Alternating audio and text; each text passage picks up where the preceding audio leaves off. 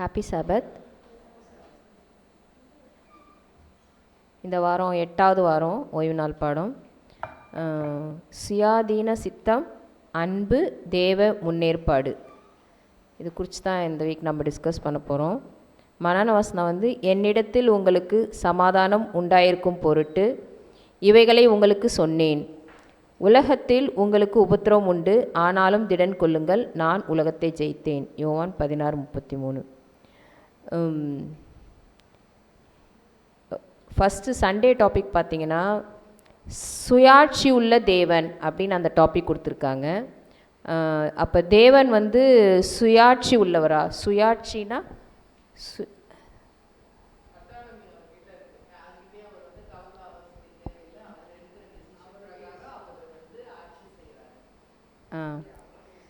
அது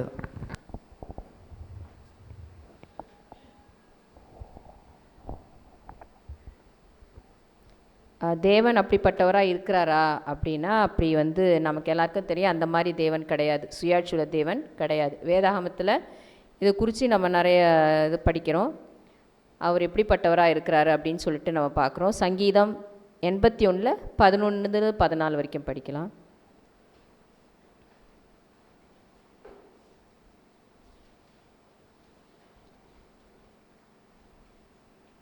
என் ஜனமோ என் சத்தத்துக்கு செவி கொடுக்கவில்லை, இஸ்ரவேல் என்னை விரும்பவில்லை. ஆகையால் அவர்களை அவர்கள் இருதயத்தின் கடினத்திற்கு விட்டுவிட்டேன், தங்கள் யோசனைகளின் படியையும் நடந்தார்கள். என் ஜனம் எனக்கு செவி கொடுத்து இஸ்ரவேல் என் வழிகளில் நடந்தால் நலமாயிருக்கும். நான் சீக்கிரத்தில் அவர்கள் எதிராளிகளை தாழ்த்தி என் கையை அவர்கள் சத்துருக்களுக்கு விரோதமாக திருப்புவேன். இதிலிருந்தே நமக்கு தெரியுது தேவன் வந்து எப்படிப்பட்ட தேவனாக இருக்கார்.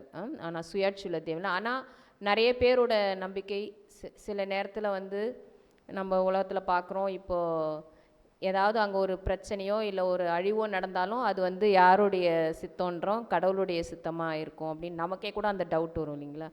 சொல்லுங்கள் பாஸ்.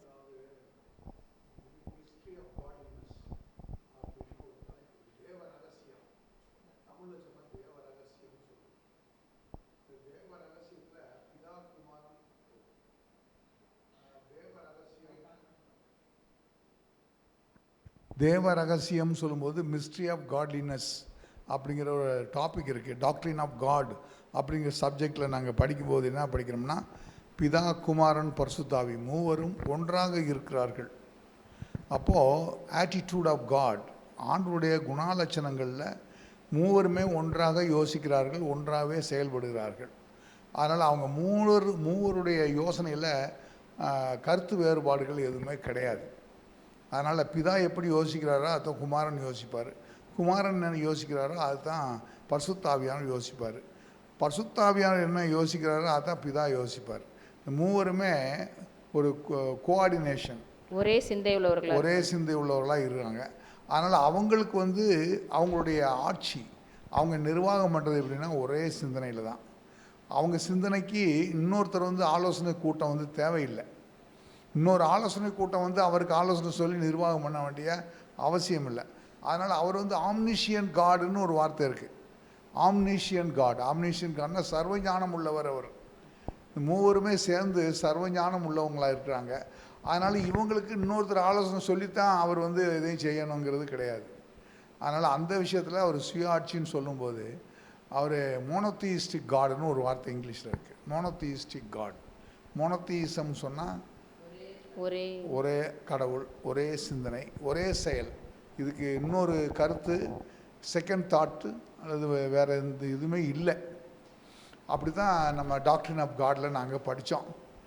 இதுக்கு மேலே ஒரு நல்ல கருத்து இருந்தால் நீங்கள் சொல்லுங்கள். நீங்களாம் சொல்லுங்கள்.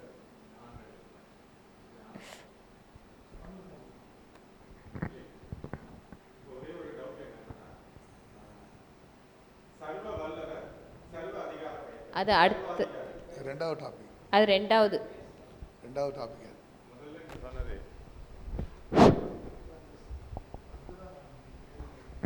இதில் வந்து நெக்ஸ்ட் டாபிக் தான் வந்து அந்த சர்வ வல்லவர். அதையும் இது வந்து ஃபஸ்ட்டு வந்து தேவன் வந்து சுயாட்சி உள்ளவர், அவர் விரும்புகிறபடியே எல்லாம் நடக்குதா?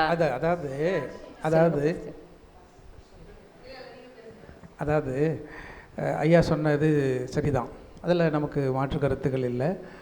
இப்போ விஷயம் வந்து என்ன அப்படின்னா, அப்படிப்பட்ட சுயாட்சி உள்ள ஐயா சொன்ன மாதிரி ஒரே இதெல்லாம் இருக்குல்ல, அவங்களோட அட்மினிஸ்ட்ரேஷனில் அவங்களோட நிர்வாகத்தில் அவங்க எந்த மாறுபட்ட கருத்துக்களும் இல்லை. ஆனால் அவங்க சொல்கிற மாதிரியே தான் இந்த உலகம் வந்து போயிட்டு இருக்கா, அவங்க சொல்கிற மாதிரியே தான் வண்டி ஓடிட்டே இருக்கா எல்லா மனுஷனுடைய வாழ்க்கையிலும். அதாவது என்னைக்கு சாத்தான் வந்து பரலோகத்துலேருந்து கீழே விழுந்தானோ அன்னைக்கு இந்த உலகத்தில் என்னாச்சுன்னா ப்ரொப்போசல் ப்ரொப்போசல் வந்து டிஃபர் ஆகுது. எப்படின்னா சாத்தான் வந்து உள்ளே நுழைஞ்சதுனால ஆண்டவர் என்ன செய்கிறாரு, அவனை அனுமதிக்கிறார். அவன் தப்பு செய்கிறதுக்கும் தீமை செய்கிறதுக்கும் அனுமதிக்கிறார். அனுமதிக்கும் போது அவருடைய சுய ஆட்சியில் ஒரு இடையில வந்து ஒரு டிஸ்டர்பன்ஸ், ஒரு இடையில ஒரு தொந்தரவுகள் வருது. அதனால் அவர் என்ன செய்கிறார், விட்டு வைக்கிறார். எதுக்கு விட்டு வைக்கிறாரு அப்படின்னா, அவருடைய சுய ஆட்சியில் ஏன் அதை விட்டு வைக்கிறாருன்னு சொன்னால், ஆண்டவர் வந்து அன்புள்ளவருங்கிறத நிரூபிக்கிறதுக்காக விட்டு வைக்கிறார். அவர் அன்புள்ளவருங்கிறத நிரூபிக்கணும். யாருக்கிட்ட அப்படின்னா, மனுஷர் மத்தியில், தூதர் மத்தியில், எல்லார்கிட்டையும் அவர் அன்புள்ளவர்கள் நிரூபிக்கிறதுக்காகத்தான் அந்த தீமையும் அந்த தப்பையும் பூமியில் செய்கிறதுக்கு சாத்தான அனுமதிக்கிறார். அதனால் அவர் விட்டு வச்சு அவர் அன்புள்ளவர் நிரூபிக்கிறதுக்காக ஒரு டைம் எடுத்து செய்கிறாரு. அதுக்காகத்தான் நம்ம காத்திருக்கிறோம். ஓகே, அன்புள்ளவர் நீதியான தேவன் அவர். ஸோ அப்போ இந்த இதில் வாரம் வந்து ஒன்றும் பெருசாக கிடையாது. நம்ம பார்த்தீங்கன்னா அப்போ அவருடைய சித்தப்படி தான் எல்லாமே நடக்குதான்னு பார்த்தா கிடையாது. ஆனால் அவர் பிரியப்படுறார், விரும்புகிறார் இல்லையா, அவருடைய சித்தப்படி நடந்தால் இந்த உலகத்தில் எல்லாமே கரெக்டாக நடக்கும். ஆனால் வந்து அதுக்கான வாய்ப்பு இல்லாமல் போகுது. அதுக்காக தேவனுமே வருந்துகிறார் அப்படின்ட்டு பார்க்குறோம். பாஸ்டர் ஏதாவது சொல்ல விரும்புகிறீங்களா? அதாவது சாத்தானுடைய விஷயங்களை நம்ம படிக்கிறோம். ஐயா சொல்கிறாங்க, இப்போ சில மனுஷங்க சில நேரங்களில் எல்லாம் வந்து கடவுள் விட்ட வழி அப்படின்னு சொல்லி, அல்லது இது என் தலையெழுத்து அப்படி சொல்கிறாங்களே, இப்போ இதெல்லாம் வந்து எப்படி புரிஞ்சுக்கிறது மனுஷங்க? எப்படி வந்து சில நேரங்களில் கடவுள் இப்படி தான் செய்கிறாரு, அவரால் தான் எல்லாமே நடக்குது அப்படின்னு சொல்கிற ஒரு விஷயத்தை எப்படி இன்னும் கொஞ்சம் விளக்கமாக நம்ம புரிஞ்சுக்கிறது அப்படிங்கிறத இந்த இடத்துல நம்ம கொஞ்சம் கலந்துரையாடணுன்னா இன்னும் கொஞ்சம் புரிதல் தெளிவாக நமக்கு கிடைக்கிறதுக்கு வாய்ப்பு இருக்குது. என்ன நினைக்கிறீங்க? கண்டிப்பாக பாஸ்டர். இப்போ ரீசெண்டாக அங்கே நமக்கு எல்லாருக்கும் தெரியும், ஒரு பெரிய ஒரு தீ விபத்தெல்லாம் ஏற்பட்டது அமெரிக்காவில். நடந்ததெல்லாம் என்ன அப்படின்னாக்கா, அதை பற்றி எல்லோரும் என்ன பேசுனாங்க, இது ஆண்டவர் கொடுத்தது தான், இது அழிவு வந்து அது மொத்தமாகவே அழிஞ்சு போச்சுன்ட்டு. அது ஆண்டவரால் வந்து கொடுத்ததா இல்லை வேறு எதனால ஆனதோ தெரியாது. ஆனால் இந்த மாதிரி எந்த அழிவு நடந்தாலும், இல்லை இப்போ பாஸ்டர் சொன்ன மாதிரி நம்மளோட வாழ்க்கையில் திடீர்னுட்டு எதாவது நடந்தாலும் உடனே ஆண்டவர் தான் இதை கொடுத்துட்டாரு அப்படின்ற மாதிரி சொல்கிற மக்கள் தான் ஏராளமாக இருக்காங்க. அப்போது அந்த புரிதலுக்குள்ளே நம்ம போகிறதுக்கே வந்து நம்ம பக்குவப்பட வேண்டியிருக்கு. ஆவிக்குரிய வாழ்க்கையில் வளர தான் நமக்கு அந்த பக்குவமே கிடைக்குது இல்லையா? இப்போ நமக்கு ஒரு நோய் வந்ததுன்னா அது ஆண்டவர் கொடுத்ததே கிடையாது, அது நம்மளோட வாழ்க்கை முறை சரியாக இல்லை, அதனால் வருதுன்றதை புரிஞ்சிக்காமல் இது ஆண்டவர் கொடுத்தது தான், ஆண்டவர் வந்து என்னை சோதிக்கிறாரு, இந்த சோதனையிலேருந்து என்னை மீட்டு கொண்டு வருவார் அப்படின்லாம் சொல்லிக்கிட்டு இருக்கிறது உண்மைதான். அதுக்கான பக்குவம் வந்து நமக்கு வரணும். நீங்கள் சொல்லுங்கள் பாஸ்டர். சில விஷயங்களை நம்ம புரிஞ்சுக்க வேண்டிய அவசியம் இருக்குது. என்ன அப்படின்னா, கடவுள் சர்வதிகாரம் படைத்தவர், சர்வ வல்லவர், எல்லாமே அவருடைய கட்டுப்பாட்டுக்குள்ளே இருக்குதுங்கிறத நமக்கு மாற்றுக்கருத்து கிடையாது. இந்த உலகம் அவருடைய வாயின் வார்த்தையினால் உண்டானது, மாற்றுக்கருத்து கிடையாது. எல்லாத்தையுமே அவர் வந்து கட்டுக்குள்ளே வச்சிருக்கிற முடியும். ஆனால் அவர் சொல்கிற மாதிரி எல்லாமே நடக்கிறது கிடையாது. எப்படி அப்படின்னா தான் நம்ம பாடத்துக்குள்ளே இன்றைக்கி உள்ளே போகும்போது அதுக்கான அதுக்கு காரணம் என்ன அப்படின்னா, ஐயா சொன்ன மாதிரி கடவுள் விட்டு பிடிக்கிறாரு. கடவுள் வந்து சாத்தானை வந்து உடனே போட்டிருந்தாருன்னா எல்லாருமே வந்து இன்றைக்கி ரோபோட் மாதிரி தான் நம்ம இருப்போம்னு போன வாரம் படித்தோம். இல்லை. அப்போ ஏன் நம்ம வந்து ரோபோட் மாதிரி இருக்கக்கூடாது அப்படின்னு அவர் நினைக்கிறாருன்னா, அவர் நம்மளை வந்து நேசிக்கிறார். அப்போ அந்த நேசம் நம்மக்கிட்டே இருந்து வரணுங்கிறதையும் அவர் எதிர்பார்க்குறார். அதனால் நம்முடைய வாழ்க்கைகளில் நடக்கிற எல்லா விஷயங்களும் கடவுளால் தான் நடக்குது அப்படிங்கிறது கிடையாது. அது நம்முடைய பங்களிப்பும் இருக்குதுங்கிறத நம்ம புரிஞ்சுக்கணும். நம்ம போய் தேர்ந்தெடுக்கிறதுனால, நம்ம போய் விழுவுறதுனால, நம்ம போய் அதை பறிக்கிறதுனால, இப்படி நிறைய விஷயங்கள் நம்ம வாழ்க்கையில் நாம் நம்மளை ஈடுபடுத்திக்கிறதுனால கடவுள் என்ன பண்ணுறாரு, போய் தொல்லடா அப்படிங்கிற மாதிரி என்ன செஞ்சிடறாருன்னா அவர் விட்டுடுறாரு. அப்போது அவருடைய கட்டுப்பாட்டுக்குள்ளே இந்த விஷயங்கள்லாம் நடக்கிறது கிடையாது. அப்போ நாம் நம்முடைய விருப்பத்தின்படி ஒரு விஷயத்தை தேர்ந்தெடுத்துட்டு போகிற பொழுது அதில் வர்ற நன்மை தீமைகளை நாம் தான் அனுபவிக்கணும். அதுக்கு நாம் தான் பதில் சொல்லணுமே தவிர கடவுளுக்கு அதுக்கு வந்து நம்ம என்ன செய்யக்கூடாது, குற்றவாளியாக கடவுளை நாம் மாற்றக்கூடாது, அவருடைய சித்தம் என்றும் நம்ம சொல்லக்கூடாது. அப்படிங்கிறதையும் நம்ம புரிஞ்சுக்க வேண்டியது அவசியம். ஸோ தேவன் வந்து அவர் பிரியப்படி நடக்கும்னு நினச்சாலும் இங்கே அது எதுவும் நடக்கிறதில்ல. ஸோ சுயாட்சியுள்ள தேவன் வந்து கிடையாது. ஏன்னா அவர் நமக்கு வந்து சுதந்திரத்தை கொடுத்துருக்கிறார் இல்லையா. நன்மை தீமை எப்படின்றத நம்ம வந்து சூஸ் பண்ணிக்கிறது நம்மளுடையதாக இருக்குது. நம்ம அதை தவறாக பயன்படுத்துறதால தான் என்ன ஆகுது, தீமை விளைவு வருது அப்படின்னு பார்க்குறோம். சுயாதீன சித்தம்னு சொல்கிறது. சுயாதீன சித்தம் அடுத்தது அதான் பவர் ஆஃப் சாய்ஸ். அதுதான் வந்து மெயின் டாப்பிக்கே. கடவுளை பற்றி படிச்சுட்டு இன்னைக்குள்ள தலைப்பில் 3 பேர் முக்கியமான பங்கு வகிக்கிறாங்க. 3 பேர் முக்கியமான பங்கு வகிக்கிறாங்க. ஒன்று இறைவன், இன்னொன்று மனுஷன், இன்னொன்று சாத்தான். இந்த 3 பேரும் சேர்ந்து பங்கு வகிக்கிறதுல தான் இப்போ இருக்க பிரச்சனையே. அப்போது இதில் வந்து என்னென்னா, மனுஷன் வந்து எந்த அளவுக்கு ஆண்டவரை புரிஞ்சுக்கிட்டாங்கிறது தான் முதல் கேள்வி. ஆண்டவர் வந்து எல்லாத்தையும் புரிஞ்சுக்கிட்டாரு. அவர் ஆம்னிஷியன் காட், ஒரு சர்வ ஞானம் உள்ளவர். அவருக்கு வந்து அவருடைய புரிதலை பற்றி நம்ம கொஸ்டின் பண்ண வேண்டிய அவசியமே கிடையாது. அவர் சர்வ ஞானம் உள்ளவர். என்ன, ஆண்டவருக்கே புத்தி சொல்கிற மாதிரி ஒரு சிலர் இந்து கதைகள்லாம் வருது. சுவாமி மலையில் போய் சிவனுக்கு முருகன் வந்து புத்தி சொன்னாராம் அப்படின்னு ஒரு கதை ஒன்று உண்டு இந்துக்களில். நம்மளே சில நேரத்தில் இந்த சுவாமி மலைன்னு ஒரு மலை இருக்கு இல்லையா, அங்கே போய் சிவனுக்கு வந்து முருகன் போய் புத்தி சொன்னாராம் அப்படின்னு ஒரு கதை சொல்லுவாங்க. ஆண்டவருக்கு போய் இவன் மகன் தாப்பனுக்கு புத்தி சொல்கிறான் அப்படின்னு வரும் கதை. ஆனால் ஆண்டவருக்கு வந்து யாருமே புத்தி சொல்ல வேண்டிய அவசியம் கிடையாது. அதனால் இயேசு கிறிஸ்து குமாரன் சொன்னால் கூட இருவரும் ஒன்றாக தான் இருக்கிறாங்கன்னு வாசிக்கிறோம். அதனால் குமாரன் போய் பிதாவுக்கு புத்தி சொல்ல வேண்டிய அவசியம் கிடையாது. பிதாவனா சொல்லலாம். ஆனால் பிதா வந்து குமாரன் புத்தி சொல்கிற அளவுக்கு குமாரன் புத்தியில் குறைவாக இருக்காருன்னா அது இல்லை. அது நம்மளுடைய கான்செப்டு. கிறிஸ்டியன் கான்செப்ட் என்னென்னா, குமாரனும் பிதாவும் ஒன்றாக இருக்கிறார்கள். அவங்க 2 பேரும் யோசிக்கிறதுல எந்த குறைபாடு கிடையாது. அதை யாரும் அவங்க 2 பேரும் ஒருவருக்கு எப்படி புரிஞ்சுக்கிட்டாங்கிறத பற்றி நம்ம கொஸ்டின் பண்ண வேண்டிய அவசியம் இல்லை. அது நம்ம கான்செப்டு, கிறிஸ்டியன் கான்செப்டு. ஆனால் ஹிந்து கான்செப்ட் வேணால் வித்தியாசமாக இருக்கலாம். என்ன சொல்கிறீங்க? அதனால் இப்போ வந்து சாத்தான ஆண்டவர் முதல்ல அனுமதிச்சிட்டார், பூமியில் அனுமதிச்சிட்டார். சாத்தான் வந்து விழுந்தவன் வந்து ஆதாம் ஏவாளை சோதிக்கிறதுக்கு அனுமதிச்சிட்டார் ஆண்டவர். அனுமதிச்சாருன்னா என்ன நடக்க போகுதுங்க அவருக்கு தெரியும். நம்ம அனுமதிக்கிறதுனால என்ன நடக்குங்கிறது அவருக்கு தெரியும். பாவம் பூமியில் வரப்போகுது. அதனால தான் plan of salvation was formulated in heaven before the foundation of the வேர்ல்டுன்னு மிஸ்ஸஸ் ஒய்டமியா டிசைரபைட்ஸ் என்ற புத்தகத்தில் எழுதி வச்சுருக்காங்க. அப்போது ரட்சிப்பின் திட்டம் முன்கூட்டியே தீர்மானிக்கப்பட்டது, அது திட்டமிடப்பட்டது. அது பூமியில் செயல்படுறதுக்கு முன்கூட்டியே அவர் வச்சுட்டாரு, திட்டம் போட்டார். அதனால் வந்து பாவத்தை ஆண்டவர் அனுமதிக்கிறாரு, பிசாசையும் அனுமதிக்கிறாரு. பாவத்தையும் அனுமதிக்கிறாரு, பிசாசையும் அனுமதிக்கிறாரு. அதனால் அந்த மாதிரி அனுமதிக்கிறதுனால இப்போ வந்து சாத்தானையும் ஆண்டவர் விட்டு வைக்கிறார். ஏன்னா சாத்தானை யாருன்னு உலகத்தில் இருக்கவங்க புரிஞ்சுக்கிறணும், தூதர்களும் விழுந்து போகாத தூதர்களும் புரிஞ்சுக்கிறணும், மற்ற உலகத்தில் இருக்கவங்களும் புரிஞ்சுக்கிறணுங்கிறதுக்காக விட்டு வச்சிருக்காரு. அதுதான் அவருடைய ஞானம். அது வந்து மிஸ்ட்ரி ஆஃப் காட்லினஸ், தேவ ரகசியத்தில் அது வருது. சரி, கேரி ஆன். அது இப்போ அதான் நம்ம டிஸ்கஸ் பண்ண மாதிரி தேவன் வந்து சர்வ வல்லமை உள்ளவராக இருக்கிறாரு அப்படின்றதையும் நம்ம பார்க்குறோம். அவர் சர்வ வல்லமையாக இருந்தாலும் அவரால் வந்து எல்லா விஷயத்தையும் வந்து எல்லா பவரும் அவருக்கு இருக்குது இல்லையா. எது வேணாலும் அவர் செய்யலாம்.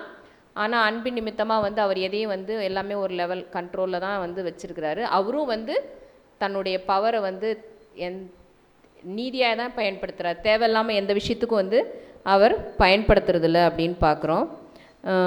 இதில் பார்த்திங்கன்னா சர்வ வல்லமை உள்ளவன்றதுக்கு நிறைய வசனங்கள் வந்து கொடுக்கப்பட்டிருக்கு. வெளிப்படுத்தின விசேஷத்தில் 11:17 எரேமியாவிலும் பார்த்தீங்கன்னா 32:17-20 அப்படின்னு சொல்லி நம்ம புக்கில் பார்க்குறோம். மேடம் ஒரு கருத்து சொல்கிறேன் madam. The top most point, ஆண்டவர் வந்து கேள்விக்குறியா அவர் யார் விடவே மாட்டார், யாரையும் விட மாட்டார். God cannot be a question by anybody, because அவர் அந்த அளவுக்கு சர்வ ஞானம் உள்ளவராச்சு. அப்படி கொஸ்டின் பண்ணுறாங்கன்னா இவங்க கொஸ்டின் பண்ணுறவங்க மூளையில் தான் குறை இருக்குன்னு அர்த்தம், மூளை அறிவில் குறை இருக்குன்னு அர்த்தம். அறிவுலையும் மூளையிலையும் புத்தியிலையும் குறை உள்ளவங்க தான் ஆண்டவரை கொஸ்டின் பண்ணுவாங்க. அவருடைய அன்பை பற்றி கொஸ்டின் பண்ணுவாங்க, அவருடைய சிருஷ்டிப்பை பற்றி கொஸ்டின் பண்ணுவாங்க, அவர் வழிநடத்துவதை பற்றி கொஸ்டின் பண்ணுவாங்க. அவருக்கு ஆண்டவர் கண்ணு இல்லையா, கடவுளுக்கு கண்ணு இல்லையான்னு சொல்லி நம்ம இந்துக்கள் மத்தியில் பேசுவாங்கல்ல, கடவுளுக்கே கண்ணு இல்லை அப்படிம்பாங்கல்ல. அதெல்லாம் என்னன்னா புரிதல் சரியாக அவங்கக்கிட்ட அதெல்லாம் கடவுளை பற்றின உண்மையான புரிதல் அவங்களுக்கு கிடையாது. அதனால தான் இதை நம்ம எடுத்துக்கணும். ஆண்டவர் வந்து எந்த விதத்துலையும் இதை கொஸ்டின் பண்ணுறதுக்கு இடமே கிடையாது அவரை பற்றி. அப்படி கொஸ்டின் பண்ணுறாங்கன்னா இவங்க புத்தியில் தான் குறைவுள்ள அவங்கள இருக்காங்கன்னு தான் இதுதான் டாப் மோஸ்ட் பாயிண்ட். சர்வ வல்லமையுள்ள தேவன். அடுத்தது பார்த்தீங்கன்னா தேவனில் அன்பு கூறுவதற்கு, இதுதான் நம்ம மெயினாக பார்க்கணுன்னு நான் நினைக்கிறேன். இதில் தான் வந்து நம்ம சுயாதீன சித்தம் அப்படி குறித்து விஷயங்கள். சுயாதீன சித்தம்னா என்னங்க pastor? Power of choice. Power of choice, சுயாதீன சித்தம். பாஸ்டர் இது குறித்து என்ன சொல்ல வரீங்க? அதாவது ரெண்டு படத்தையுமே என்ன கம்பைன் பண்ணிக்கலாம், நேற்றைய படத்தை இன்றைய படத்தை. அதாவது முந்தின நாள் இந்த நாள் கடவுள்கிட்ட எல்லாமே சர்வ வல்லமையெல்லாம் இருக்குதான், அதில் மாற்று கருத்து இல்லை. ஆனால் ஏன் எல்லா மனுஷங்களும் நல்லவங்களா இல்லை? ஏன் எல்லா மனுஷங்களும் நல்லவங்களா இல்லை? எல்லாருமே பரலோகத்துக்கு வந்துட முடியுமா? முடியாது. ஏன் என்ன பிரச்சனை? இப்போ கடவுள்கிட்ட எல்லா வல்லமை இருக்குது, இப்போ எல்லா வல்லமை அவர்கிட்ட. அதான் சொல்கிறேன், அவர் எல்லாமே அவர்கிட்ட இருக்க தான் செய்யுது. ஏன் வந்து எல்லாருமே பரலோகத்துக்கு வர முடியலை? வர முடியுமா முடியாதா அப்படிங்கிறப்ப வர முடியாதுங்கிறது தான் நமக்கு பதில். ஏன்னா முந்தின காலங்களினுடைய சாட்சிகள், நோவா நாட்களில் நடந்த சம்பவம், சோதம் குமார பட்டணத்தின் சம்பவம், இப்படி அநேக சம்பவங்கள் இருக்கிறது. இப்போ என்ன காரணம்? ஏன் எல்லாரும் ரட்சிக்கப்பட முடியலை? என்ன காரணம்? ஏன் அவருடைய கட்டாயப்படுத்த முடியாது. அவங்கவுங்களுக்கு அவர் அந்த பவர் ஆஃப் சாய்ஸ், சுயாதீன சித்தத்தை கொடுத்துருக்குறாங்க. அதை வந்து ஒவ்வொருத்தரும் கடவுளோட சேர்ந்து எந்த முறையில் பயன்படுத்துகிறாங்கன்றதான் பார்க்க வேண்டியது. நான் ஒரு கருத்து சொல்கிறேன். காட் இஸ் அ கிரியேட்டர், அவர் சிருஷ்டிகர்த்தா. நீங்கள் நானும் சிருஷ்டிக்கப்பட்ட பொருள். ஆமாம். அப்போது மேனுஃபேக்சர்ட் பீயிங்ஸ்னு ஒரு வார்த்தை இருக்குது, அது உற்பத்தி பண்ணப்பட்ட பொருள்னு இருக்குது. ஒரு தீப்பெட்டி ஹவுஸில் தீப்பெட்டி செய்கிறாங்க. தீப்பெட்டியை வந்து நம்ம நினச்ச மாதிரி டிசைன் பண்ணலாம், அதை ஆர்கனைஸ் பண்ணலாம், அது நம்ம எல்லாம் செய்யலாம். ஓகே, உற்பத்தி போட்ட பொருளுக்கும் சிருஷ்டிக்கப்பட்ட பொருளுக்கும் வித்தியாசம் இருக்குது. சிருஷ்டிக்கப்பட்ட பொருள் வந்து எப்படின்னா, ஒரு தாய் வயிற்றில் தான் 2 குழந்தைகள் பிறக்கிறாங்க. இன்றைக்கி காலையில் 2 பொம்பளை பிள்ளைகள் பாட்டு பாடிச்சிட்டு இருந்துச்சு. 2 ட்வின்ஸ் ஒரே வயிற்றில் பிறந்த ஒரே நேரத்தில் பிறந்த பிள்ளைங்க. ஆனால் டிசைனில் பார்த்திங்கன்னா கொஞ்சம் வித்தியாசம் இருக்குது. அந்த டிசைனை பார்த்திங்கன்னா, எக்ஸ்டர்னல் அப்பியரன்ஸை பார்த்திங்கன்னா 2 குழந்தைகளுக்குள்ள வித்தியாசம் இருக்குது. அதுதான் சிருஷ்டிக்கப்பட்ட பொருள். அதுபோல் யோசனையில், புத்தியில், அறிவில், இதில் வந்து மனுஷனுக்கு மனுஷன் வித்தியாசமாக இருக்கான். அப்படி வித்தியாசமாக இருக்கும்போது பவர் ஆஃப் சாய்ஸாக கொடுத்துட்டாரு, சுயாதீன சித்தத்தை கையில் கொடுத்துட்டாரு. சுயாதீன சித்தம் உள்ளவங்களே நம்ம மேனுஃபேக்சர்ட் பீயிங் மாதிரி நடத்த முடியாது, மிஷின்ஸ் மாதிரி உற்பத்தி மாதிரி பண்ண முடியாது, உற்பத்தி பண்ணப்பட்ட பொருள் மாதிரி நம்ம டிசைன் பண்ண முடியாது. சிருஷ்டிக்கப்பட்ட பொருள் வந்து சிருஷ்டிக்கப்பட்ட பொருளாக தான் இருக்குது. அதனால் வயிறு நிறைஞ்சா ஒரு பேச்சு பேசுகிறான், வயிறு நிறையாட்டா ஒரு பேச்சு பேசுகிறான், விடிஞ்சா ஒரு பேச்சு பேசுகிறான், அடைஞ்சா ஒரு பேச்சு பேசுகிறான், முன்னால் ஒரு பேச்சு பேசுகிறான், பின்னால் ஒரு பேச்சு பேசுகிறான், இப்போ ஒரு பேச்சு பேசுகிறான், பிற ஒரு பேச்சு பேசுகிறான். அதான் மனுஷன், அதான் சிருஷ்டிக்கப்பட்ட பொருள். அப்படிப்பட்டவன்கிட்ட போய் நம்ம என்ன எதிர்பார்க்க முடியும்? கடவுள் யோசிக்கிற மாதிரி மனுஷன் நடந்துக்கிறவானா? எத்தனை பேர் நடந்துக்கிற முடியும்? எல்லாரும் நடந்துக்கிற முடியாது. அப்படிங்கிற பாயிண்டில் நம்ம இருக்கிறோம், வேற ஒன்றும் இல்லை.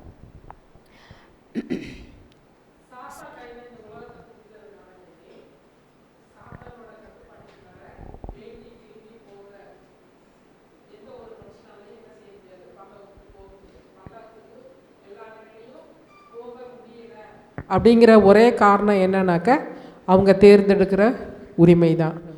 அப்போ 2 பேர் இருக்கிறாங்கங்கிறது தெரியும், ஒன்று சாத்தான், ஒன்று தேவன்.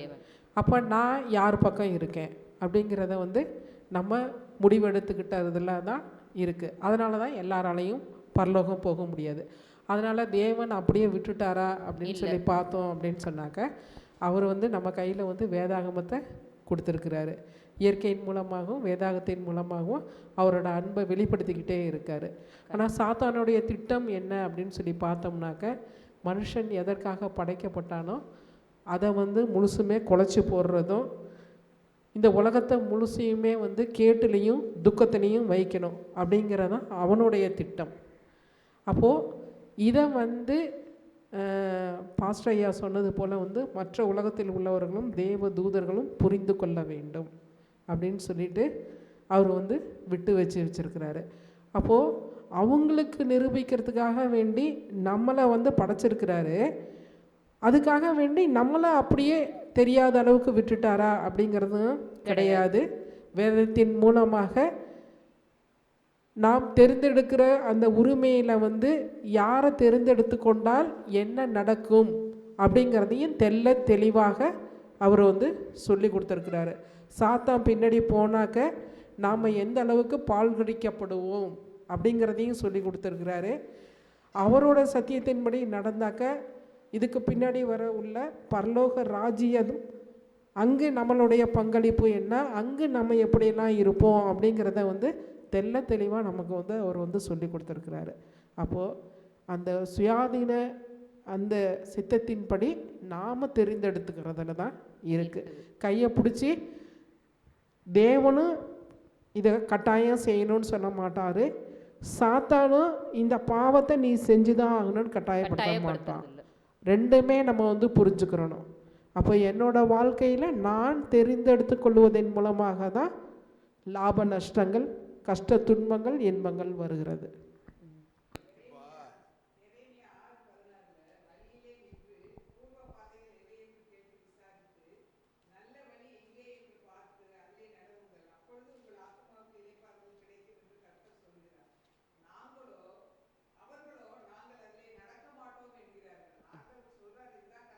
பாதன் காமிக்கிறார். ஆமாம், ஒன்றும் பண்ண முடியும். ஆதாம் ஏவாள் காலத்துலேருந்தே நம்ம பார்க்குறோம், கடவுள் வந்து சுயாதீன சித்தத்தை கொடுக்குறாரு. ஆனால் வந்து அவங்களுக்கு எல்லாமே சொல்லி கொடுக்குறாரு அப்படின்றத பார்க்குறோம். ஆனால் அவங்க தேர்ந்தெடுக்கிற அந்த வழிமுறை தவறாக போகுது. அதே மாதிரி இப்போ ப்ரெசண்ட்டில் நம்ம இருக்கிறோம், நமக்கும் தேவன் வந்து சுயாதீன சித்தத்தை கொடுத்துருக்கிறாரு. நமக்கும் எல்லாத்தையும் சொல்லித்தராரு. மற்றவங்களை கம்பேர் பண்ணுறதோட நம்ம வந்து அவங்களுக்கு தெரியாது, ஆனால் நம்மளை வச்சு நம்ம பார்க்கணும். எல்லாமே நம்ம சொல்லி கொடுக்குறாரு. நாம் அந்த சுயாதீன சித்தத்தை நம்ம எப்படி பயன்படுத்துகிறோம்? இப்போ மலர்கொடி அம்மா ஒரு கருத்து சொன்னாங்க. என்ன சொன்னாங்கன்னா, ஆண்டவர் வந்து கம்பல் பண்ணுறது இல்லை. ஆமாம், கட்டாயப்படுத்துறது இல்லை. சாத்தானும் கம்பல் பண்ணுறது இல்லை அப்படின்னு அம்மா சொன்னாங்க, மலர்கொடி அம்மா சொன்னாங்க. சரி, ஆண்டவர் வந்து கம்பல் பண்ணுறது இல்லை, ஓகே. ஆனால் கருத்துக்களை ஆண்டவர் வெளிப்படுத்துகிறாரு. இது நல்லது, இது கெட்டது, நீ பார்த்து நடந்துக்கோ. அதாவது நம்ம ஊரில் ஒரு பழமொழி சொல்லும்ல, பாப்பாத்தி மாடு வருது, பாப்பாத்தி மாடு வருது, பாப்பாத்தி மாடு வருது, கட்டினா கட்டு கட்டாட்டி போ அப்படின்னு சொல்கிற மாதிரி அவன் போயிட்டே இருப்பான் மாட்டுக்காரன். அது மாதிரி நம்ம ஆண்டவர் சொல்கிறாருன்னு இப்போ நீ நடந்துக்கன்னு சொல்கிறாரு. நடக்கிறது நடக்காது நம்ம பொறுத்து, ஓகே. சாத்தான் கம்பல் பண்ணுறது இல்லைன்னு சொன்னாங்க ஒரு பாயிண்ட்டு. அதை தான் நான் இன்வெஸ்டிகேட் பண்ண விரும்புகிறேன். மலர்கொடி அம்மா சொன்ன கருத்து, கம்பல் பண்ணுறது இல்லை, சாத்தான் கம்பல் பண்ணலை. அவன் என்ன சொல்ல, மனசுக்குள்ளே இன்ஸ்டிகேட் பண்ணிக்கிட்டே இருக்கானே, ஒரு இன்ஸ்டிகேஷன், அதாவது தூண்டி விடுறான். மனசுக்குள்ளே பூந்துக்கிட்டு தூண்டி விட்டுக்கிட்டே இருக்கான். இது செய் செய், இது செய். என்ன ஆகிப்போச்சு, என்ன பெரிய ஆண்டவர், செய். அவர் என்ன சொல்லிட போகிறாரு, என்ன செஞ்சிட போகிறாரு, நீ ஒன்றை உன் கழுத்துக்கு நான் கத்தியாக வரப்போகுது, செய்ப்பா அப்படின்னு இன்ஸ்டிகேட் பண்ணிக்கிட்டே இருக்கான். அதே போல பரிசுத்த ஆவியானவரும் மனசுக்குள்ளார வந்து செய்யாதன்னு தூண்டுறாருல. என்ன செய்யறோம் நம்ம, ஆனா ஈஸியா வந்து சாத்தான் வழியில விழுறதுக்கு ஈஸியா விழுந்துடுறோம். அடுத்த பாயிண்ட் மலர்கொடி இப்பதான் லா பாயிண்ட்டுக்கு வர்றாங்க. பரிசுத்த ஆவியானவரும் நீ செய்யாத கண்டிப்பா போராட்டத்துக்குள்ள நம்ம நிக்கிறோம். நம்ம ரெண்டு ஒரு பக்கம் டெவில் ஸ்பிரிட், ஒரு பக்கம் காட் ஸ்பிரிட். ரெண்டு ஸ்பிரிட்டுக்கு இடையில நம்ம வந்து பகடக்காய் மாதிரி அப்படியே புரண்டுக்கிட்டே இருக்கிறோம். என்ன செய்ய முடியும், எந்த பக்கம் விழுகிறோங்கிறது தெரியலங்கிறதுல மனுஷனுடைய நிலைமை அன்றைக்கி இருக்குது. அப்போ தான் சுயாதீன சித்தத்தை நம்ம உபயோகிக்கணுங்கிறது தான் முக்கியமான கருத்து. இப்போ இந்த இடத்துல தான் பவுல் சொல்கிறாரு, நிர்பந்தமான மனுஷன் நான், ஓகே. என்னை இந்த மரண சரீரத்திலிருந்து விடுவிக்கப்படக்கூடவர் யார் அப்படின்னு சொல்லி கேட்குறாரு. இதுக்கு எல்லாமே ஒரே பதில் கிறிஸ்து தான். அப்போ நம்ம பாவ வாழ்க்கையிலிருந்து பரிசுத்த வாழ்க்கை மாறணும். மலர்குடியம்மா சொன்ன கருத்து அருமையான கருத்து. நிர்பந்தமான மனுஷன் நான், அப்படிதான் பவுல் சொல்றாரு. நான் என்ன செய்வேன் மனுஷனை, பவுல் நம்ம எப்படி யோசிக்கணுமோ அதை யோசித்து அவர் பேசுறாரு. அதுதான் அந்த அம்மா சொல்லிட்டு இருக்காங்க. Very good, good point. அப்போ அந்த பாவ வாழ்க்கையிலிருந்து பரிசுத்த வாழ்க்கை வரணும்னு ஃபஸ்ட்டு நான் வந்து வாஞ்சிக்கணும், விரும்பணும். அப்போ அந்த விருப்பம் உள்ள ஆத்துமாவில் தான் உன்னதத்திலிருந்து வர அந்த வல்லமை, எந்த வல்லமைனா கிறிஸ்துவோட வல்லமை ஒரு மனுஷனோட மனசில் வந்து கிரியை செய்ய முடியும். அப்போது நான் வந்து எதை வாஞ்சிக்கிறேன்? விழுந்துட்டோம் சொந்த பலத்தினால புத்தியிலால் எந்திரிக்க முடியலை. ஏன்னா நிறையா வந்து இந்த உண்மைகள் தெரியறதுக்கு முன்னாடி அந்த பழக்க வழக்கங்களுக்கு அடிமையாயிட்டு அதில் வெளியிலிருந்து வரத்துக்கு வந்து ரொம்ப கஷ்டப்படுறோம். அப்போது வந்து இதுக்கு வந்து ஒவ்வொரு போராட்டத்தின் மத்தியிலையும் தான் அந்த குணநலங்கள்லேருந்து நம்ம வந்து வெளியில் வரணும். அதற்கான வல்லமை கிறிஸ்துவோட மட்டுமே இருக்கிறது. அந்த வல்லமை வேண்டும் அப்படின்னு யார் கெஞ்சி மன்றாடுறோமோ, வாஞ்சி விரும்பிக்கிறோமோ, அவர்களுடைய இருதயத்தில் மட்டும்தான் அந்த வல்லமை செயல்படும். இங்கிலீஷில் ஒரு பழமொழி இருக்கு, man propose something, God dispose something. Propose something, dispose something. அதனால் நம்ம ப்ரப்போஸ் பண்ணலாம் 1000 காரியங்கள், அந்த கடவுள் வந்து எப்படி அதை நடைபெற வேணும்னு முடிவு எடுக்கிற அவர் தான் முடிவு எடுக்கணும். அதான் டிஸ்போஸ் சம்திங்னு ஒரு வார்த்தை இருக்குது. என்ன சொல்றீங்க? அவர் என்ன டிஸ்போஸ் பண்ண நமக்கு தெரியாது, உங்களுக்கும் தெரியாது, எனக்கும் தெரியாது. என்ன சொல்கிறீங்க? அவர் ஹீ வில் டிஸ்போஸ் சம்திங் அப்படி இங்கிலீஷ். தமிழில் அதுக்கு நல்ல வார்த்தை இல்லை. அது என்ன சொல்கிறது பாஸ்டர்? தேவன் நினைக்கிறத மனுஷன் மாற்ற முடியாது. ஓகே, அதாவதுங்க, இல்லை அப்படி கேட்குறேன் நான் உங்கள்கிட்ட. அந்த அதை சொல்கிறேன் வர்றீங்களா அப்படின்ட்டு. நம்ம என்ன இந்த இடத்துல நம்ம கொஞ்சம் அப்படி டிஸ்கஸ் பண்ணால் நல்லாயிருக்கும் அப்படின்னு நான் யோசித்தேன். அப்படின்னா நமக்கு தியாலஜி நமக்கு தெரியுது, நம்ம படிச்சிருக்கிறோம் விஷயங்கள்லாம். இப்போது நம்மளோட லைஃப் அப்ளிகேஷனில் இந்த விஷயங்களில் சுயாதீன சித்தம் எந்த அளவுக்கு கடவுளுக்கு பிரியமாக நடந்துக்கிட்டு இருக்குதுங்கிறத நம்ம கலந்து ஆலோசித்தோன்னா அது சிறப்பாக இருக்கும்னு நான் நினைக்கிறேன். ஏன் அப்படின்னா, ஆதாம் ஏவாள் சுயாதீன சித்தத்தை சரியாக பயன்படுத்தலை. ஒவ்வொரு மனுஷங்களுமே அவங்களுடைய வாழ்க்கையில் தவறுகளை செய்கிற பொழுது சுயாதீன சித்தத்தை தவறாக பயன்படுத்தலை அப்படின்னு நம்ம புரிஞ்சு இருக்கிற இந்த சூழலில் அனுதின வாழ்க்கையில் நம்மளுடைய சுயாதீனத்தை எப்படி பயன்படுத்திக்கிட்டு இருக்கிறோம்? இன்றைக்கி காலையில் எந்திரிச்சதுலேருந்து சாயங்காலம் படுக்கிற வரைக்கும் நம்ம எப்படி வாழ்கிறோம்? ஆண்டவருக்கு பிரியமாக அந்த சுயாதீனத்தை பயன்படுத்துக்கிறோமா அப்படிங்கிற ஒரு கேள்வியை நம்ம கேட்டு பார்க்கணும். அது ஆரோக்கியமாக இருக்கும்னு நான் நம்புகிறேன்.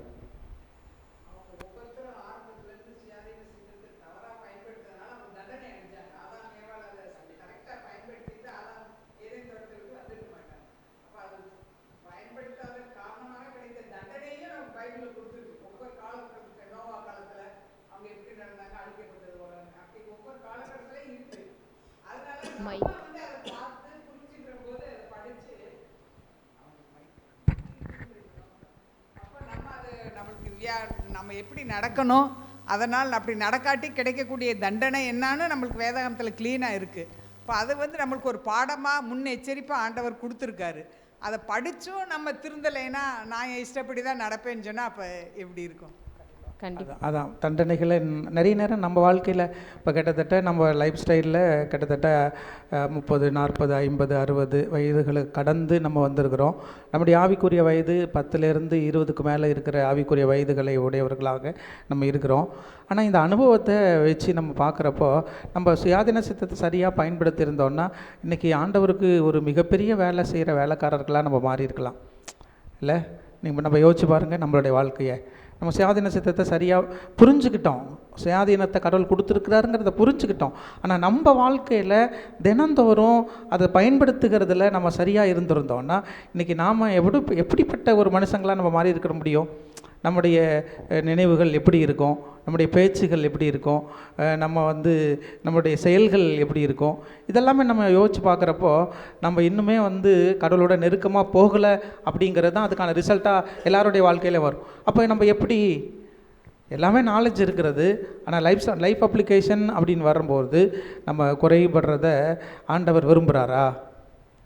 விரும்புகிறாரு. அப்போ நம்மளை வச்சு எப்படி ஆண்டவர் வேலை செய்ய முடியும்? இதாங்க நம்ம புரிஞ்சுக்க வேண்டிய விஷயம் இந்த பாடத்தில். வேறு ஏதாவது நீங்கள் பேசுகிற கருத்துக்கள் இருந்தாலும் சொல்லுங்கள்.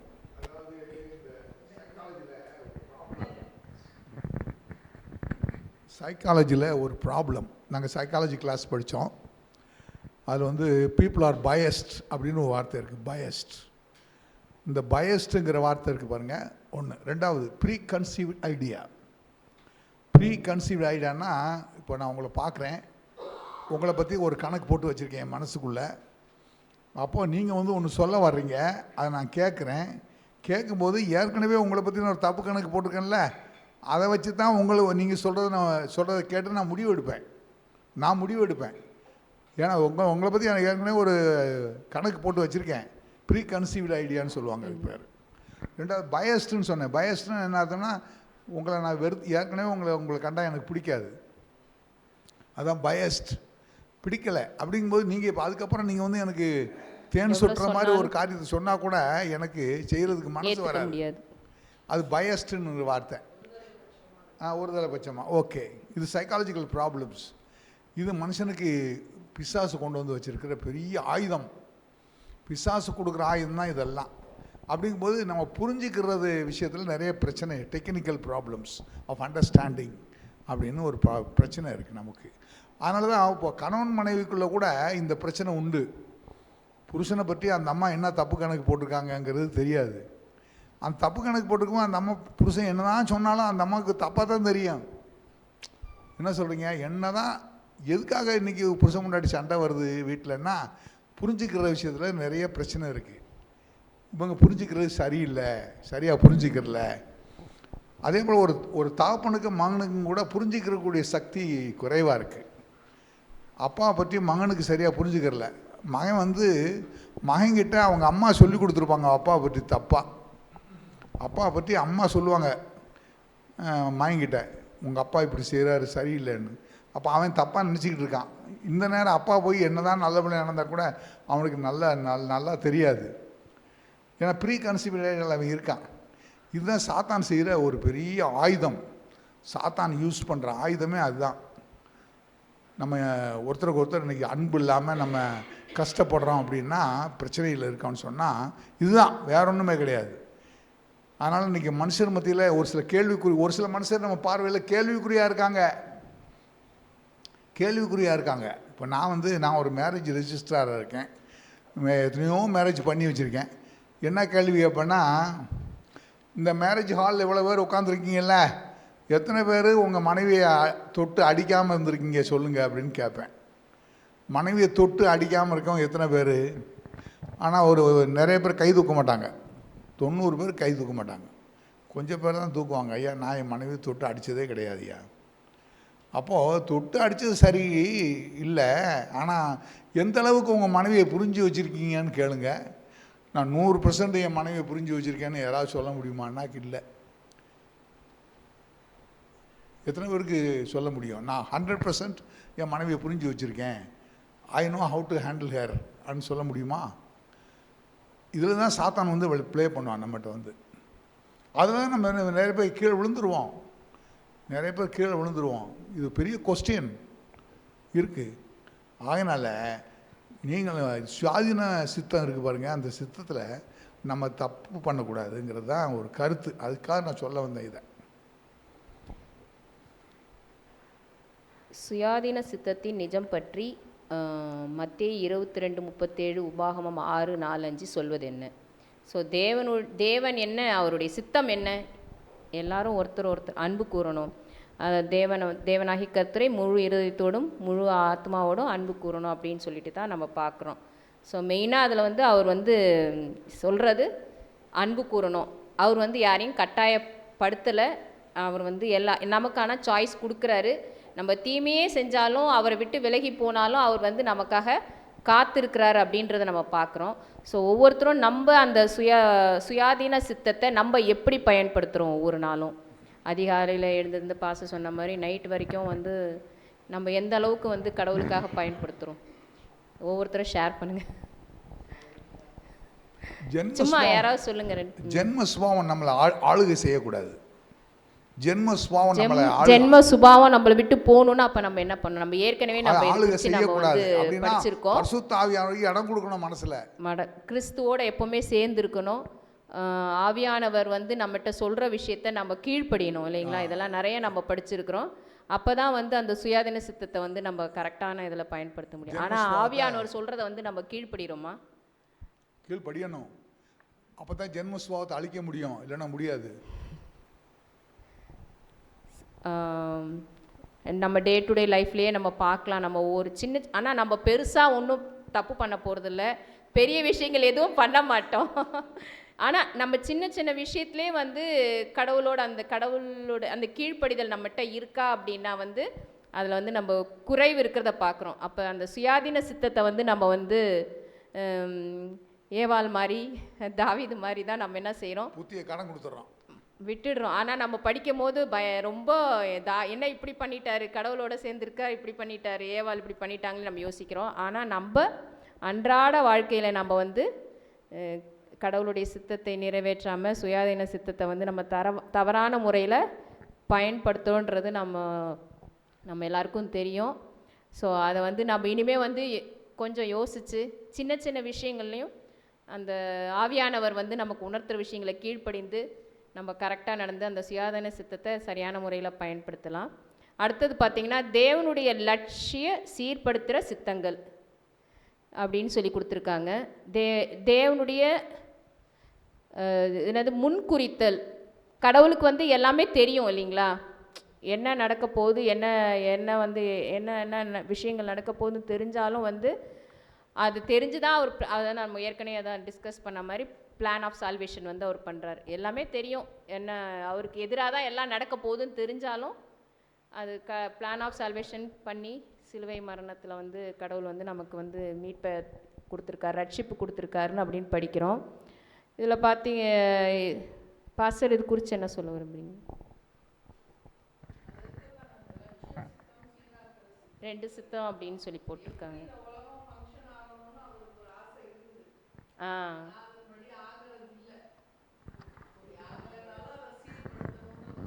வந்து அவர் அதற்கான முயற்சிகளை வந்து எடுக்கிறார். அந்த லட்சிய திட்டத்துக்கு மேக்னா காட்டான்னு ஒன்று வார்த்தை இருக்கு. எது மேக்னா காட்டான்னு 10 கமாண்ட்மெண்ட்ஸ் தான் மேக்னா காட்டா. அந்த அவருடைய லட்சிய திட்டத்தில் இதுதான் மேக்னா காட்டா தான் ப்ளே பண்ணுது. இதை வச்சு தான் நம்ம என்ன செய்யணும், நம்முடைய குணங்களையும் நம்முடைய செயல்களையும் மாற்றிக்கிறணும். அந்த மேக்னா காட்டாவுக்கு விரோதமாக நம்ம எதுவும் பேச முடியாது, செய்ய முடியாது, யோசிக்க முடியாது, சிந்திக்க முடியாது. அதனால தான் அந்த மேக்னா காட்டாவை வந்து கரெக்டாக வச்சு தான் நம்ம என்ன செய்யணும், அந்த ஃபார்முலா வச்சு தான் நம்ம சித்திரமே போடணும். அப்படி சித்திரம் போடலைன்னா நம்ம தான் தோற்று போவோம். இந்த பாடத்தில் தேவனுடைய முன்குறித்தல் அப்படிங்கிறத நம்ம புரிஞ்சுக்க வேண்டிய அவசியம் இருக்குது. அதை நம்ம எப்படி புரிஞ்சுருக்குறீங்க அப்படிங்கிறதையும் நீங்கள் பாருங்கள். இல்லை கற்றுக்கொள்ள வேண்டிய விஷயத்தையும் நம்ம கற்றுக்கொள்வோம், ஞாபகப்படுத்த வேண்டிய விஷயந்தான் ஞாபகப்படுத்துவோம். என்ன அப்படின்னா, எல்லாமே கடவுள் வந்து ஆல்ரெடி டிசைட் பண்ணிட்டார். இவங்க தான் வந்து பரலோகத்துக்காக வர வேண்டிய ஆட்கள், இவங்கெல்லாம் நரகத்துக்கு போக வேண்டிய ஆட்கள் அப்படின்னு கடவுள் டிசைட் பண்ணிட்டாரு. அப்புறம் ஏன் போய் நான் வந்து கடவுளை வந்து நான் சேவிக்கணும், அந்த கடவுள் எனக்கு தேவையில்லை, நான் பாட்டுக்கு என் வழியில் போகிறேன் அப்படின்னு சொல்லுகிற ஒரு சூழல் எல்லாருடைய வாழ்க்கையிலுமே இருக்கிறத நம்ம பார்க்குறோம். அது பெரும்பகுதி கடவுளை பற்றி புரியாதவங்க வாழ்க்கையில் இருக்கிறத பார்க்குறோம். இப்போ இதை பற்றின விஷயங்களை எப்படி நாம் புரிஞ்சுக்கிட்டோம், மற்றவங்களுக்கு எப்படி புரிய வைக்கிறது, என்ன கருத்து நம்மகிட்ட இருக்குது இதை பற்றி? கடவுளுடைய முன்குறித்தல், அவர் ஆல்ரெடி எல்லாமே டிசைட் பண்ணி வச்சுட்டாரு, அவர் சொல்கிறது தான் நடக்கும் அப்படிங்கிற மாதிரி இருக்கிற இடத்துல நம்ம எப்படி இதை புரிஞ்சுக்கிறது?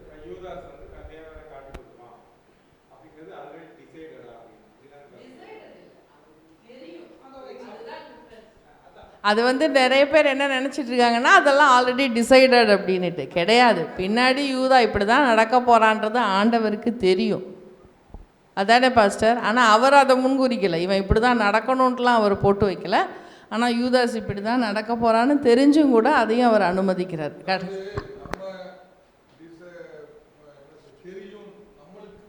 நம்மளுக்கு தெரியுன்றதும் நம்ம டிசைட் பண்ணுறதுன்றது வேறு வேறு விஷயம். ஒரு சாதாரண மனுஷனா சரிங்களா? இப்போ எனக்கு வந்து ஒரு பையன் வந்து கிளாஸில் ஒரு நல்ல ஒழுக்கமாக ஒரு நல்ல படிப்பு நல்ல மார்க் எடுத்து வருவான்னு தெரியும். இல்லைன்னா இன்னொரு பையன் வந்து கண்டிப்பாக ஒரு ப்ராப்ளத்தில் மாட்டுவான் பிஹேவியரை பேஸ் பண்ணி நம்மளுக்கு தெரியும். ஆனால் அதுக்கு வந்து முடிவே பண்ணிட்டீங்களா அவன் அப்படி தான் செய்வான்னு அப்படின்னு ஒரு கேள்வி இருக்குது. அது வந்து அதில் நம்ம விழுந்து போயிடுவோம். ஆனால் இதை டிசைடடும் தெரியும்ன்றதுக்கும் டிசைட் பண்ணுறதுக்கும் பெரிய டிஃப்ரென்ஸ் நம்ம வந்து கடவுள்கிட்ட சொல்ல முடியாது. அவருக்கு தெரியுங்க. ஏன்னா முன்குறித்து இருக்கிறாருன்னு நீங்கள் ஒரு வார்த்தை சொன்னீங்கல்ல, முன்குறித்தவரே தேர்ந்தெடுத்திருக்கிறார் அப்படின்னு வரும். அப்போ முன்குறித்து இருக்கிறாருன்னா பரலோகத்துக்கு யார் வரான்றது முன்குறித்து இருக்கிறாரா? அப்போ அதனால் அவங்கள மட்டும் தேர்ந்தெடுத்துருக்கிறா. அவங்க ஒழுக்கமான வாழ்க்கை வாழ்ந்து பின்னாடி முன்னாடி தவறு செய்தாலும் பின்னாடி திருந்தி வாழ்வதற்கு. இது ஒரு உதாரணத்துக்கு அந்த சிலுவையில் இருந்த அந்த மனுஷன் வந்து முன்னாடி கல்லனாக இருந்தால் பின்னாடி திருந்தணும். அது அவனுக்கு முன்னாடியே முன்குறித்து வைத்திருக்கிறாரா? அப்போ முன்குறித்து வைத்திருக்கா எஸ் டிசைடட் தானே அர்த்தம். அதுதானே அது அர்த்தம் வருது. அப்போ டிசைட் பண்ணது வேற, தெரியுன்றது வேறன்னு சொல்ல முடியாத கடவுள் விஷயத்தில். அதாவது அதனால தான் நம்ம இந்த விஷயங்களை பேச வர்றோம். முன்குறித்தல் அப்படின்னா கடவுள் வந்து டிசைட் பண்ணுறதாக வேதாகமத்தில் சொல்லலை. அங்கே முன்குறித்திருக்கிறார் அப்படின்னா அவருடைய முன்னறிவுன்னா காலம் கடந்து இன்னொரு 100 வருஷத்துக்கு அப்புறம் என்ன நடக்கும், 2000 வருஷத்துக்கு அப்புறம் என்ன நடக்கும் அப்படிங்கிற ஒரு முன்னறிவை ஆண்டவர் பார்க்கிற பொழுது, நான் ஏசாவை வெறுத்தேன் யாக்கோபை நேசித்தேன் அப்படின்னு ஆண்டவர் சொல்கிறார். இது ஆண்டவருடைய முன்னறிவு. ஏன் ஏசாவை வெறுக்கணும்? அவன் இன்னும் பிறக்கவே இல்லை, பிறகு ஏன் ஆண்டவரை நீங்கள் போய் அவனை வெறுக்கிறீங்க? இதுதான் நம்மளுடைய கேள்வியாக இருக்கிறது. நீங்கள் அப்போ டிசைட் பண்ணுறீங்களா? இல்லை. இப்போ ஆண்டவர் சொல்கிறாரு, அவன் இப்படி நடப்பான் அப்படிங்கிறது எனக்கு தெரியும், இவங்க இப்படி நடப்பாங்க அப்படிங்கிறது எனக்கு தெரியும், அதனால தான் இவன் வருவான்னு நான் சொல்கிறேன். இவனை நேசிக்கிறேன், இவனை வெறுக்கிறேன். ஏன்னா என் குணம் மாதிரி அவன் குணம் இருக்குது.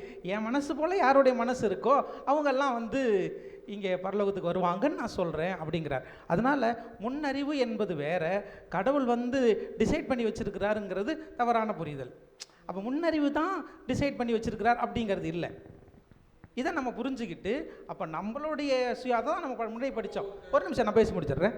இப்போ இதை தான் நம்ம ஃபஸ்ட்டில் படித்தோம். என்ன படித்தோம் அப்படின்னா, கடவுள் சர்வ வல்லமை உள்ளவர் தான், சர்வ ஞானம் படைத்தவர் தான், சர்வ அதிகாரங்கள் உடையவர் தான். ஆனால் மனுஷங்கிட்ட இதை நீ சாப்பிடு, இதை சாப்பிடக்கூடாது, இதை சாப்பிட்டா நல்லா இருப்ப, இதை சாப்பிட்டா செத்து போயிடுவேன், இப்படிங்கிற ஒரு டிசைட் பண்ணக்கூடிய முடிவெடுக்கக்கூடிய சுதந்திரத்தை மனுஷனுக்கிட்ட கடவுள் கொடுத்துருக்கிறாரு. இப்போ அந்த முடிவை அவன் எப்படி பயன்படுத்துவாங்கிறது ஆண்டவருக்கு தெரியும். இந்த முடிவை அவன் எப்படி பயன்படுத்துவாங்கிறது ஆண்டவருக்கு தெரியும். அதை தான் நம்ம அவருடைய முன்னறிதல் அப்படின்னு நம்ம சொல்கிறோம். அந்த முன்னறிதலின்படி இவன் வருவான், இவன் வரமாட்டான். ஒரு இமேஜினேஷன் கிளாரிட்டிக்காக நான் கேட்குறேன். ஒரு கற்பனை கேள்வி இல்லை கற்பனை விஷயம். அப்போது நான் வந்து தேவனிடத்தில் போய் என்ன ரகசியமாக, தேவனே நான் பரலோகம் வருவேனா மாட்டேனா அப்படின்னு கேட்டால் அவர் சொல்ல முடியும் அவரால் அப்படின்னு சொல்கிறீங்க. ஏன்னா நான் என்ன எப்படி நான் வந்து இப்போ என்ன வாழ்க்கை வாழ்ந்துட்டுருக்கேன், பின்னாடி என்ன நான் வந்து என்னோட அந்த டைம் முடிகிறதுக்குள்ளே நான் எப்படி மாறுவேன், அதிலே கன்டினியூ பண்ணுவேனா மாறுவேனா அப்படின்றது தேவனுக்கு தெரியும். அப்படி மாறினா நான் பரலோகத்துக்கு வந்துடுவேன்றது தேவனுக்கு தெரியும். அப்படின்றது தான் நீங்கள் சொல்ல வரீங்க இல்லைங்க? நீங்கள் சொல்கிறதுக்கு நான் இல்லைங்க, அதான் சொல்லிட்டேன், அது கற்பனைன்னு சொல்லிட்டேன். அப்படி கேட்டால் அவர் வந்து என்கிட்ட ரகசியமாக இல்லைப்பா நீ வந்துடுவேன் அப்படின்னு சொல்கிற மாதிரி அப்படி சொல்லுவாருன்னா அப்போ நீங்கள் சொல்கிற பாயிண்ட் அதுதானே நான் கேட்குறேன். அவர் எல்லாமே நம்ம என்ன எப்படியா மாறுவோம், என்னவா இருப்போன்னு ஏசா வந்து அவன் வந்து கெட்டவனாவே போயிடுவான்றது தேவன் தெரிஞ்சதுனால தானே அவனை வெறுக்கிறேன்னு சொல்றாரு. இந்த விஷயத்த இல்லை பொதுவாக கற்பனையே வச்சுப்போம். அந்த கற்பனையான பதிலே கூட பேசலாம். பாருங்க, ஆண்டவர் யாருக்கிட்ட பேசுவாருங்கிறது ஒரு ஒழுங்கு இருக்குதுங்க. ஆண்டவர் பேசுறது யாருக்கு புரியும் அப்படிங்கிற ஒரு விஷயங்கள்லாம் இருக்குதுங்க. பரலோகத்தை பற்றின ஆசை இருக்கிறவங்க போய் கேட்டாலும் ஆண்டவர் அவங்கக்கிட்ட முதல்ல பேசணும்ல, அதுக்கு பதில் சொல்லணும்ல. ஆண்டவர் சொல்ல மாட்டார். ஆண்டவர் இதுக்கெல்லாம் பதில் சொல்ல மாட்டார். இதை யாரும் போய் கேட்க மாட்டாங்க. நான் என்ன சொல்லியிருக்கிறேனோ, உனக்கு மோசையும் தீர்க்கதரிசிகளும் இருக்கிறாங்க, அவங்கக்கிட்ட நீ போய் பாரு, அவங்க சொல்கிற வேலையை செய், அதை போய் நட, அப்படி பாரு, அப்படி தான் ஆண்டவர் சொல்லுவாரே தவிர நீ வரமாட்ட, அது அவருடைய வேலை இல்லை. அது அப்படி நம்ம யோசிக்கிறதும் வேண்டாம். இல்லை, ஒருவேளை கற்பனை தான் சொல்கிறேன். அந்த கற்பனையிலையும் கூட இந்த மாதிரியான விஷயங்களை நமக்குள்ளே வச்சுக்கிட்டோம்னா இப்போ நம்ம போய் ஆண்டவர்கிட்ட கேட்டுட்டா ஆண்டவர் சொல்லிடுவார்ல, அப்போ நம்ம ரூட்டை மாற்றிக்கலாம். கிடையாது. அது மாதிரி இடத்துக்கு வேலையே இல்லை, கற்பனையிலும் வேலை இல்லை. அப்படி தான் நம்ம புரிஞ்சுக்கணும். இப்போ உதாரணமாக யோசேப்புடைய பிள்ளைகள் 2 பேர் இருந்தாங்க. அதில் ஒரு குழந்தை மனாசே, ஒரு குழந்தை எப்ராஹிம். இந்த எப்ராஹிம் கோத்திரத்தாரை பற்றி ஓசியா தீர்க்கதரிசி எழுதுகிறார். என்ன எழுதுகிறாருன்னா, எப்ராஹிம் திருப்பி போடாத அப்பம்னு சொல்கிறார். ஆனால் யோசேப்புடைய குழந்தைகளாக இருக்கிற வரைக்கும், யோசேப்பு உயிரோடு இருக்கிற வரைக்கும் எப்ராஹிம் வெரி காட்லி சன். ஆனால் அதே நேரத்தில் அந்த எப்ராஹிமுக்கு கல்யாணம் ஆகி குழந்தைகள் பிறந்தாங்க இல்லையா, அந்த குழந்தைகள் கானான் தேசத்துக்கு வந்த உடனே அந்த குழந்தைகளை என்ன பண்ணாங்க, அந்த சந்ததியாக பெறுகிறாங்க. அந்த சந்ததி அங்கே உள்ள கானான் தேசத்தில் இருக்கக்கூடிய கானானியர்களோடு சேர்ந்து பழகி கல்யாணம் கட்டி பொண்ணு கட்டி ஒரு மாதிரி கலம்பன ஆனோன்னு அவங்களுடைய குணங்கள், பழக்க வழக்கங்கள், அவங்களுடைய ஜீவியங்கள் எல்லாமே மாறிடுச்சு. மாறினோடனே விக்கிரக ஆராதனைக்கு போயிடுறாங்க. மேற்கொண்டு உலக பிரகாரமாக ஜென்ம சுபாவத்தில் செயல்பட ஆரம்பிச்சிடுறாங்க. அந்த மாதிரிலாம் நடந்த உடனே தான் ஆண்டவர் சொல்கிறாரு, நீ இப்படி சீர்கெட்டு போயிட்டீங்க, அதனால் நீங்கள் மனம் திரும்புறதுக்கு வாய்ப்பு உங்களுக்கு கொடுத்தாலும் நீங்கள் கேட்க மாட்டேறீங்க, அதனால் நீங்கள் திருப்பி போடாத அப்பம் அப்படின்னு சொல்ல வராரு. அதனால் மனுஷன் எப்படி நடக்கிறாங்கிறத பார்க்குறாரு. எப்ராஹிம் கோத்திரத்தார் பின்னாடி பார்த்தா அங்கே இஸ்ரேல் ஜனங்கள் மத்தியில் ஒரு பெரிய கேள்விக்குறியாகவே மாறிடுறாங்க எப்ராஹிம் கோத்திரத்தார்.